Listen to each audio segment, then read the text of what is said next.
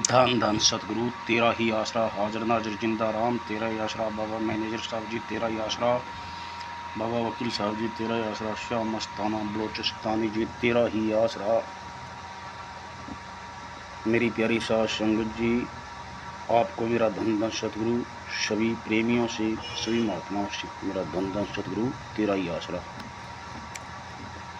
प्रेमियों, मनीष साहब की साखी बहुत है, क्यों लगातार आना जाना रहता था जगमालवाड़ी, और आज तारीख 3 अगस्त 2025, मेरा नाम देवीलाल, ग्राम गंदेली, तहसील रावसर, जिला हनुमानगढ़, राजस्थान का रहने वाला हूँ। डेरा जगमालवाड़ी हमारा पवित्र धाम है, इसको मरते दम तक नहीं भूलेंगे। जहाँ बाबा जी का चरण पड़े हैं उस चरणों की धूल वहाँ बहुत बिखरी हुई है,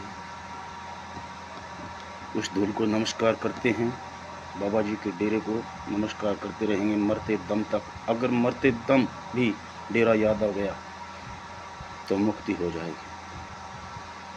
ये हमारी गंगा है, ये हमारी जमुना है। मैंने बाबा जी को जब मैं 27-28 साल का था तो मेरा बाबा जी के साथ पत्र व्यवहार होता था, और पत्र मेरा लिखता था विजय कुमार सैनी। तो मैंने एक बार पत्र लिखा, बाबा जी मरने के बाद गंगा जी भेजे जाते हैं, हमारा क्या होगा? तो बाबा ने कहा, गंगा अरे जमुना हमारी घट में बसत है, आप नाम जपो, अगर नाम जपोगे रोज़ गंगा नहाओगे। और उन लोगों के लिए गंगा ठीक है जिन्होंने नाम नहीं लिया है, जो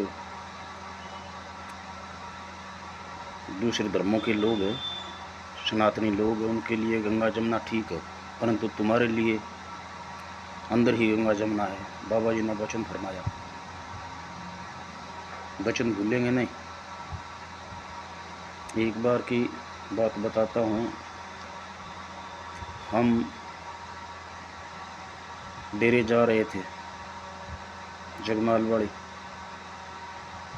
तो मेरी पड़ोस की लड़की के कोई बच्चा नहीं था, तो वो कहने लगी मेरे घरवाली की, चाची आपके साथ मैं भी चलूँगी। तो मैंने कहा चल भाई, परंतु नाम बाबा जी सोमवार को देंगे, नाम नहीं मिलेगा, रहना पड़ेगा, और हम शाम को वापस आएंगे। वो कहने लगी कि मैं दर्शन करके आऊँगी बाबा जी का। तो वो चली गई। तो सत्संग, शायद मेरे याद है सत्संग चल रही थी, सूरत देख न भूल गंवारा। तो बाबा जी चलती सत्संग के अंदर फरमाया कि नाम अज ही देंगा।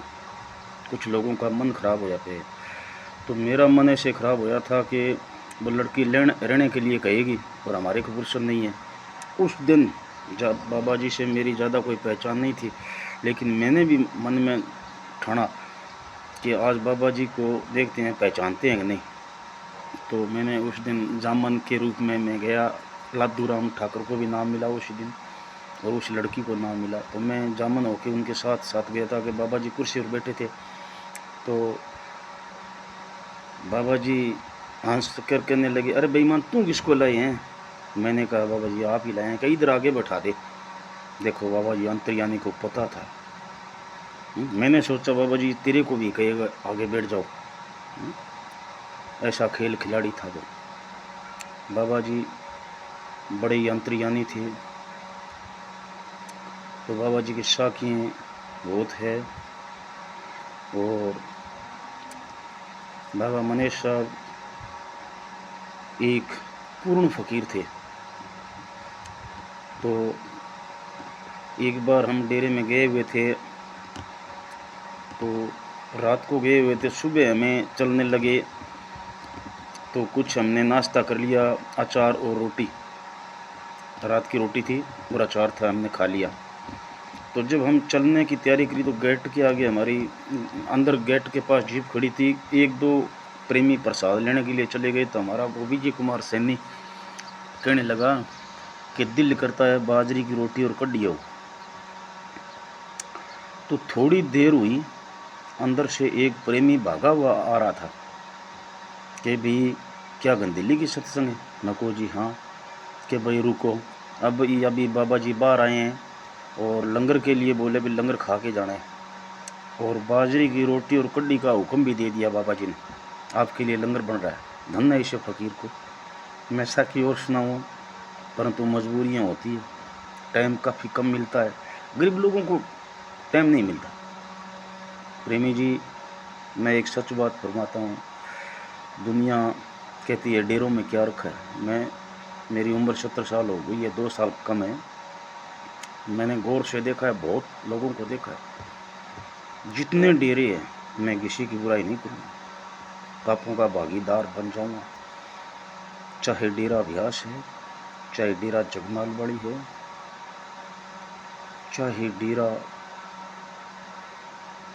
रामपाल जी महाराज का है, चाहे डेरा दिनोद कंवर जी महाराज का है। डेरे बहुत हैं, परंतु डेरों के अंदर जो संगत आती है उसमें महापुरुष बहुत होते हैं। ऐसे ऐसे महापुरुष होते हैं, माताएं, बहन, बुजुर्ग लोग, वो नौजवान भी,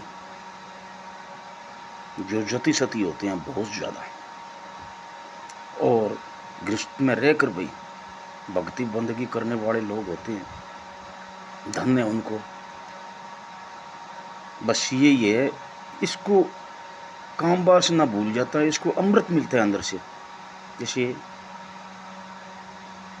पियो महारस मीठा, पियो महारस। क्या है ये महारस? महारस जब कोई आदमी के अंदर थोड़ा बहुत अमृत बरसता है तो उसको रस आता है। और जो आदमी 3 बजे 4 बजे अगर थोड़ा भी सुमन करता है उसको रस आने लग जाता है, तो काम वासना से बहुत दूर हो जाता है। काम वासना भूल जाते हैं, याद नहीं रहती। और ये पहली रुकावट काम वासना ही है। जो कुछ लोग 80-80 साल के धक्के खाते हैं काम वासना के लिए, लेकिन इन डेरों में ऐसी ऐसी महात्माओं की कृपा है।